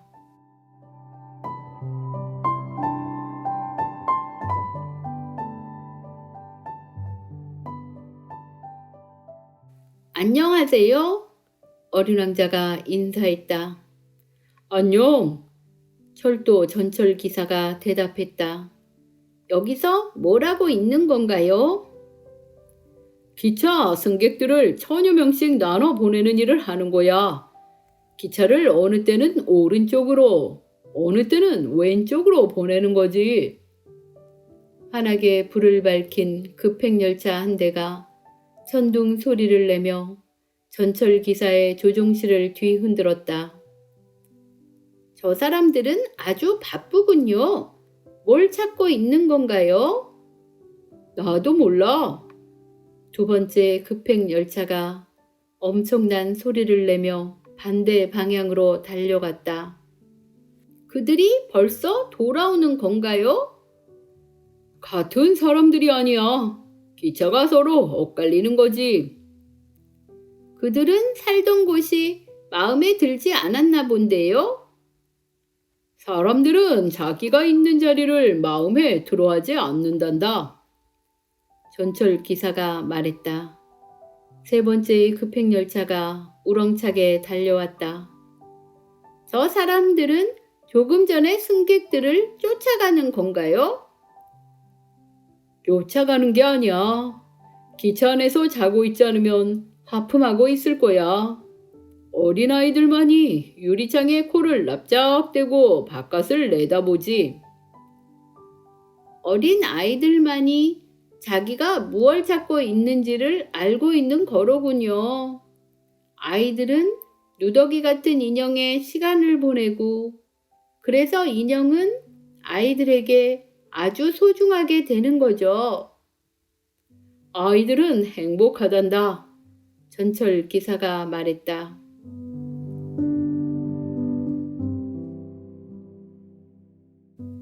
안녕하세요. 어린 왕자가 인사했다. 어서 오십시오. 장사꾼이 대답했다.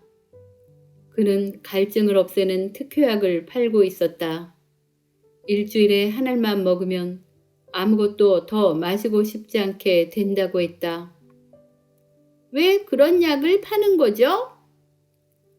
시간을 아낄 수가 있잖니. 전문가들의 계산으로는 매주 53분이나 절약할 수 있다고 해. 그 53분으로 뭘 하죠? 뭐든 하고 싶은 거라지. 나라면 시원한 물이 있는 샘을 향해 천천히 걸어갈 텐데. 어린 왕자는 생각했다.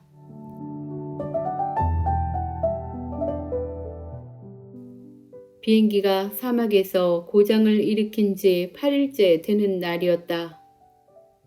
나는 마지막으로 남겨두었던 물을 마시며 장사꾼 이야기를 들었다. 내 이야기들은 참 재미있구나.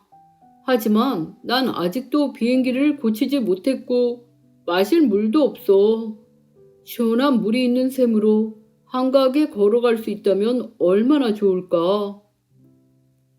내 친구 여우는 꼬마 친구, 여우 이야기를 할 때가 아니야. 목이 말라 죽을 지경이니까. 죽어간다 할지라도 친구를 가졌다는 건 좋은 일이에요. 난 여우 친구가 있다는 게 기뻐요. 지금이 얼마나 위험한 상황인지 모르는군. 배가 고프지도 목이 마르지도 않은 거야. 햇볕만 조금 내려쬐면 충분한가 보군. 나는 속으로 생각했다. 그런데 그가 잠자코 나를 지켜보더니 내 속마음을 읽은 듯 이렇게 말하는 것이었다. 저도 목이 말라요. 우물을 찾으러 가요. 사막 한가운데서 무턱대고 우물을 찾아 나선다는 건 어리석은 짓이었다. 그렇지만 우리는 걷기 시작했다. 몇 시간 동안 터덜터덜 걷다 보니 어둠이 내리고 별들이 반짝였다. 갈증 때문에 나는 열이 조금 나고 있었고 그래서 꿈속에서 별을 보는 것 같았다. 조금 전에 어린 왕자가 한 말들이 기억 속에서 가물거렸다. 어린 왕자는 지쳐서 앉았다. 나도 곁에 앉았다. 침묵을 지키던 그가 다시 입을 열었다. 별들이 아름다운 것은 보이지 않는 꽃 한 송이 때문이에요. 맞아. 정말 그래.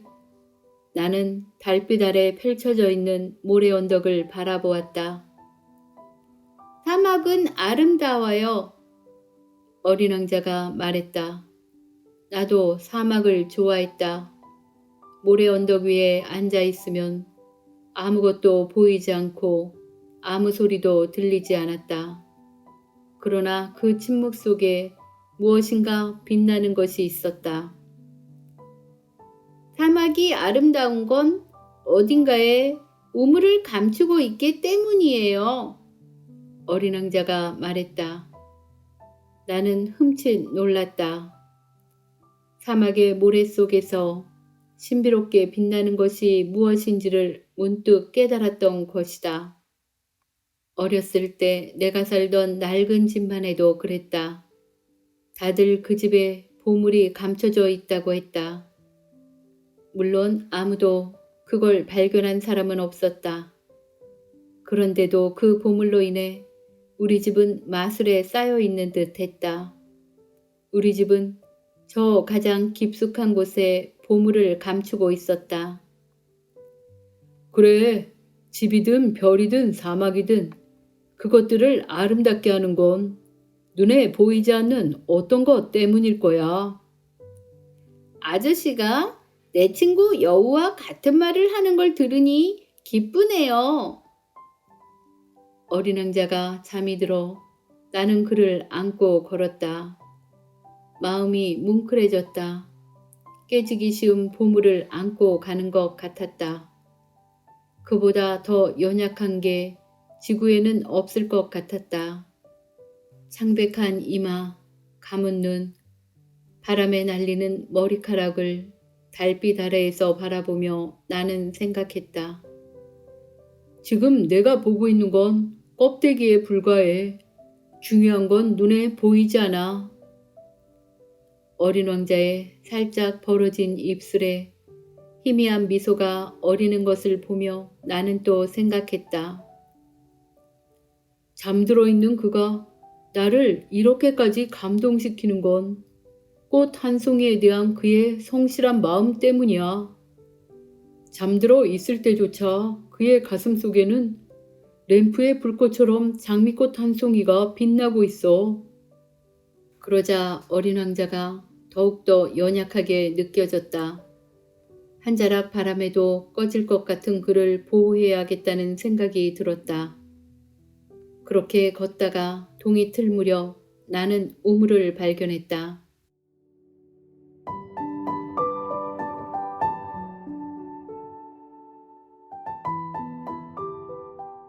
어린 왕자가 말했다. 사람들은 급행 열차를 타고 가면서도 그들이 무얼 찾으러 가는 건지 몰라요. 그래서 여기저기 다니며 돌고 또 도는 거지요. 소용없는 짓이에요. 우리가 찾은 우물은 사하라 사막의 여느 우물과 달랐다. 모래에 파놓은 구멍이 아니라 마치 마을에 있는 우물 같았다. 나는 꿈을 꾸고 있는 게 아닌가 생각했다. 이상해. 모든 게 갖추어져 있잖아. 도르래, 두레박, 밧줄. 어린 왕자는 내 말에 웃으며 줄을 잡고 도르래를 움직였다. 바람이 일 때 낡은 풍차가 삐걱거리듯이 도르래는 소리를 내며 돌아갔다. 들려요? 우리가 잠을 깨우니까 이 우물이 노래를 하네요. 내가 할게. 너한테는 너무 무거워. 나는 두레박을 천천히 우물 가장자리로 들어 올렸다. 피곤했지만 성취감으로 마음이 흐뭇해졌다. 도르래의 노랫소리가 귀에 들려왔고 출렁이는 물속에 햇살이 일렁이고 있었다. 목이 말라요. 마실 물을 조금만 줘요. 나는 두레박을 어린 왕자의 입술에 갖다 댔다. 그는 눈을 감고 물을 마셨다. 물은 달았다. 별빛 아래 밤길을 걸어 도르래의 노랫소리를 들으며 내 두 팔로 길어 올린 물이었기 때문이었다. 아저씨가 사는 별의 사람들은 정원 안에 장미꽃을 5,000송이나 가꾸지만 그 정원에서 아무것도 보지 못해요. 꽃 한 송이나 물 한 모금에서 그들이 찾고 있는 걸 볼 수도 있을 텐데, 하지만 눈이 아닌 마음으로 찾아야 하죠. 나도 물을 마셨다. 그제야 좀 살 것 같았다. 동틀 무렵이 되자 모래가 벌꿀 빛깔을 띄었다. 나는 그 빛깔에서도 행복을 느꼈다. 약속을 지켜줘요. 내 양에게 입마개를 씌워준다고 했지요. 난 꽃을 책임져야 해요. 나는 주머니에서 대충 끄덕여 두었던 그림을 꺼냈다. 어린 왕자는 그림을 보고 웃었다. 아저씨가 그린 바오밥 나무들은 양배추랑 비슷해요. 여우는 귀가 뿔처럼 생겼고 너무 길어요. 어린 왕자는 또 웃었다. 부하구렁이의 뱃속 아니면 겉모습밖에 그릴 줄 몰라서 그래. 괜찮아요. 아이들은 이해할 테니까. 나는 연필로 입마개를 그렸다. 그걸 어린 왕자에게 줄 때 가슴이 미어지는 것 같았다. 제가 지구에 온 지 내일이면 꼭 1년이 돼요. 바로 이 근처에 떨어졌었어요. 어린 왕자는 얼굴을 붉혔다. 왠지 모르게 나는 슬픔에 사로잡혔다. 일주일 전 내가 널 처음 만났던 날 여기에 내가 혼자 있었던 건 우연이 아니었구나. 도착했던 지점으로 돌아가고 있는 거였니? 나는 머뭇거리며 말을 이었다. 어린 왕자는 또 한 번 얼굴을 붉혔다. 그는 결코 대답하지 않았다. 하지만 얼굴을 붉힌다는 건 그렇다는 뜻이 아닌가. 두려워지는구나. 아저씨는 비행기로 돌아가 일을 하세요. 난 여기서 아저씨를 기다릴게요. 내일 저녁에 다시 여기서 봐요. 안심이 되지 않았다. 문득 여우 생각이 났다. 길들여진 사람은 울 각오를 해야 한다.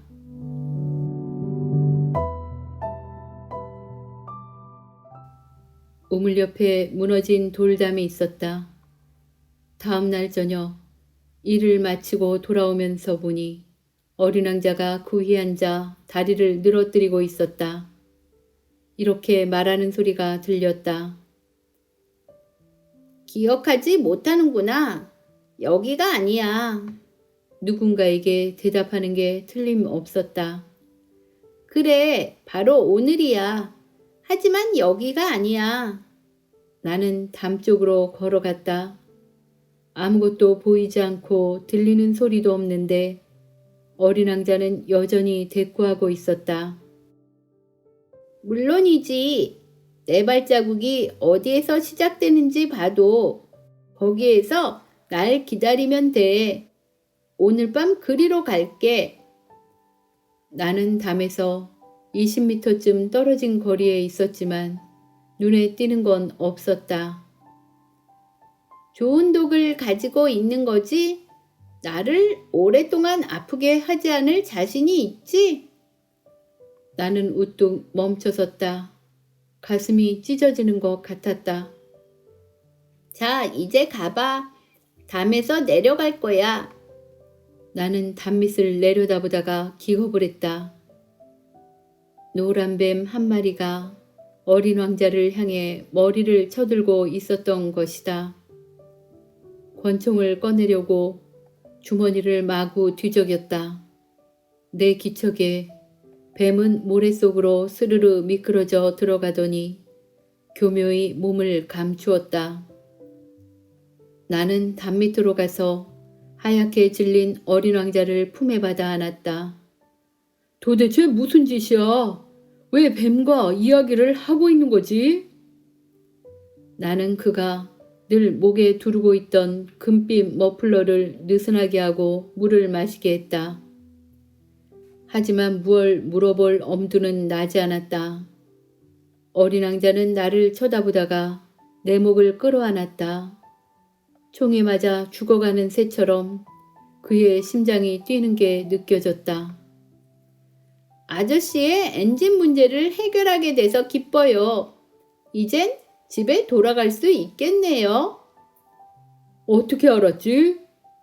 가망이 없어 보이던 것을 고치는 데 성공했다고 그에게 막 알리려던 참이었다. 저도 오늘 집으로 돌아가려고 해요. 훨씬 더 멀고 더 힘들겠지만 뭔가 심상치 않은 일이 일어나고 있었다. 나는 어린 왕자를 품 안에 꼭 껴안았다. 그러는 사이에도 그가 깊은 심연 속으로 빠져 들어가고 있는 것만 같았다. 나한테는 아저씨가 준 양이 있고요. 양이 살 수 있는 상자도 있고 입마개도 있고. 어린 왕자가 쓸쓸히 미소 지었다. 나는 오래 기다렸다. 그의 몸이 차츰 따뜻해지는 것을 느낄 수 있었다. 두려워하고 있구나. 어린 왕자는 겁을 내고 있으면서도 부드럽게 웃었다. 오늘 밤엔 더 할 거예요. 돌이킬 수 없는 어떤 일이 일어나고 있다는 생각에 눈앞이 아찔했다. 그 웃음소리를 다시 듣지 못한다면 견딜 수 없을 것 같았다. 어린 왕자의 웃음은 내게 사막의 우물 같은 것이었다. 오늘 밤이면 꼭 1년이 돼요. 작년에 내가 지구에 떨어진 곳 바로 위에 내 별이 있을 거예요. 그 뱀이니 만날 장소니 별이니 하는 이야기는 모두 터무니없는 얘기지? 그렇지? 중요한 건 눈에 보이지 않아요. 그래. 꽃도 마찬가지예요. 아저씨가 어떤 별에 있는 꽃 한 송이를 사랑한다면 밤에 하늘을 올려다 보는 일이 무척 즐거울 거예요. 모든 별에 꽃이 피어 있을 테니까. 물도 그래요. 아저씨가 나에게 준 물은 도르래랑 밧줄 때문에 마치 음악 같았어요. 물맛이 참 좋았지요. 그래. 아저씨는 밤에 별들을 바라보겠죠. 내 별은 너무 작아서 어디 있는지 가리켜 줄 수가 없어요. 그 편이 더 나을지도 몰라요. 아저씨한테는 여러 별들 중에 하나가 곧 내 별이 될 테니까요. 그럼 아저씨는 하늘에 있는 어느 별이든 바라보는 게 즐거워질 거예요. 그 별들이 다 아저씨의 친구가 되는 거예요. 아저씨한테 선물을 하나 할게요. 어린 왕자가 웃었다. 난 내 웃음소리면 돼. 그게 바로 제 선물이에요. 우리가 우물에 물을 마신 것처럼 말이에요. 그게 무슨 말이지? 사람마다 별은 다른 의미를 갖지요. 여행하는 사람에겐 별이 길잡이가 되지만 어떤 사람에겐 그저 조그만 빛에 불과하죠. 하지만 그런 별들은 모두 말이 없어요. 오직 아저씨만이 어느 누구도 갖지 못한 별을 가지게 될 거예요. 아저씨가 밤에 하늘을 바라보면 내가 그 별들 중 하나에 살고 있고 거기에서 웃고 있을 테니까요. 아저씨에게는 모든 별들이 웃고 있는 것처럼 보일 거예요. 어린 왕자는 다시 웃었다. 아저씨의 슬픔이 가라앉고 나면 나를 알게 된 걸 행복하게 생각할 수 있게 될 거예요. 아저씨는 나와 함께 웃고 싶어지면 이따금 창문을 열겠지요. 아저씨가 하늘을 바라보며 웃는 걸 보면 아저씨의 친구들은 놀랄지도 몰라요. 별을 보면 웃고 싶어져. 아저씨가 그렇게 말하면 친구들은 아저씨가 미쳤나 보다 하고 생각하겠죠. 난 그럼 아저씨에게 못할 짓을 한 셈이 되는 거네요. 별 대신 웃을 줄 아는 조그만 방울들을 내가 아저씨에게 잔뜩 준 셈이 되겠네요. 어린 왕자는 또다시 웃더니 곧 심각한 표정이 되었다. 오늘 밤엔 오면 안 돼요. 내 곁을 떠나지 않을 거야. 난 괴로워 보일 거예요. 죽는 것처럼 보일지 몰라요. 그런 모습을 보러 오지 마세요.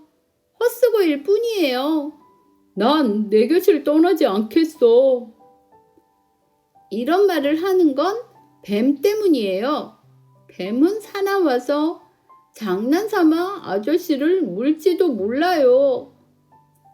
그래도 내 곁을 떠나지 않을 거야. 어린 왕자는 그러다 무슨 생각에서인지 안심하는 것처럼 보였다.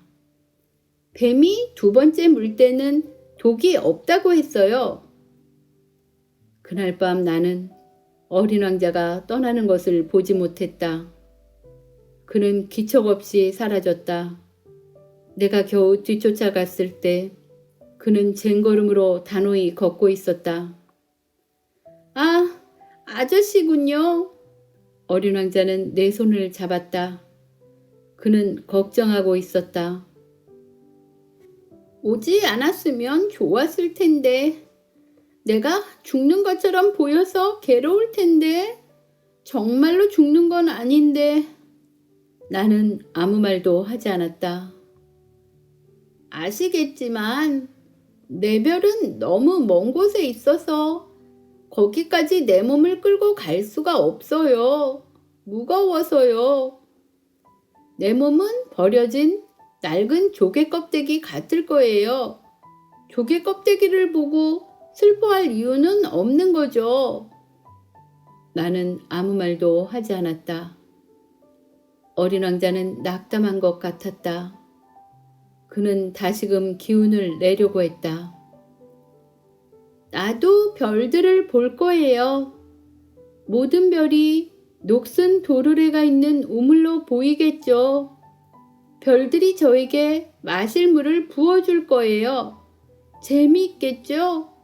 아저씨는 5개의 조그만 방울들을, 나는 5개의 시원한 샘을 가지게 됐으니까. 나는 아무 말도 하지 않았다. 어린 왕자 역시 아무 말이 없었다. 그는 울고 있었다. 자, 이젠 혼자 가게 해주세요. 그는 자리에 주저앉았다. 겁이 났던 것이다. 내 꽃, 나는 그 꽃을 책임져야 해요. 그 꽃은 너무 약하거든요. 너무 순진하고요. 별꽃도 아닌 가시 4개로 자신을 지키고 있어요. 나 역시 앉았다. 더 이상 서 있을 수가 없었다. 자, 이제 더 이상 할 말이 없어요. 어린 왕자는 조금 망설이더니 일어서서 한 발짝 걸음을 내뒤졌다. 나는 꼼짝도 하지 못하고 있었다. 잠시 후 그의 발목 근처에서 노란 빛이 반짝하는 것을 보았다.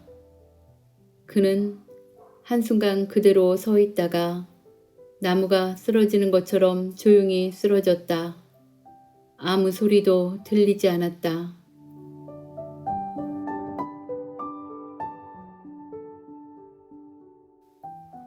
그로부터 6년이 지나는 동안 나는 이 이야기를 한 번도 한 적이 없다. 이제는 내 슬픔도 조금 가라앉았다. 나는 어린 왕자가 그의 별로 돌아갔다는 것을 알고 있다. 다음 날 날이 밝았을 때 그의 몸을 찾을 수 없었던 것이다. 밤이 되면 나는 별들에게 귀를 기울인다. 그것들은 마치 5개의 조그만 방울들 같다. 한 가지 걱정이 있기는 하다. 어린 왕자에게 그려준 입마개에 가죽금 붙이는 걸 잊어버렸던 것이다. 끊없이 양에게 입마개를 씌울 수는 없을 것이다. 그의 별에서 무슨 일이 일어나고 있는 건 아닐까? 그렇지 않을 거야. 어린 왕자는 매일 밤 유리덮개로 꽃을 잘 덮어주고 양도 잘 지키고 있겠지. 이렇게 생각하면 나는 행복해진다. 그러면 모든 별들이 부드럽게 웃는다. 하지만 방심하면 끝장인데 유리덮개 씌우는 걸 잊었거나 밤중에 양이 밖으로 나온다면 이런 생각에 사로잡히면 조그만 방울들은 모두 눈물로 변해버린다. 그러니 이건 정말 커다란 수수께끼다. 내가 본 적도 없는 양 한 마리가 꽃을 먹었느냐 먹지 않았느냐에 따라 세상 모든 게 달라지는 것이다. 하늘을 바라보라. 자신에게 물어보라. 양이 그 꽃을 먹었을까? 먹지 않았을까? 그 대답에 따라 모든 게 달라지는 것이다. 어른들은 이것이 얼마나 중요한 문제인지 이해하지 못한다.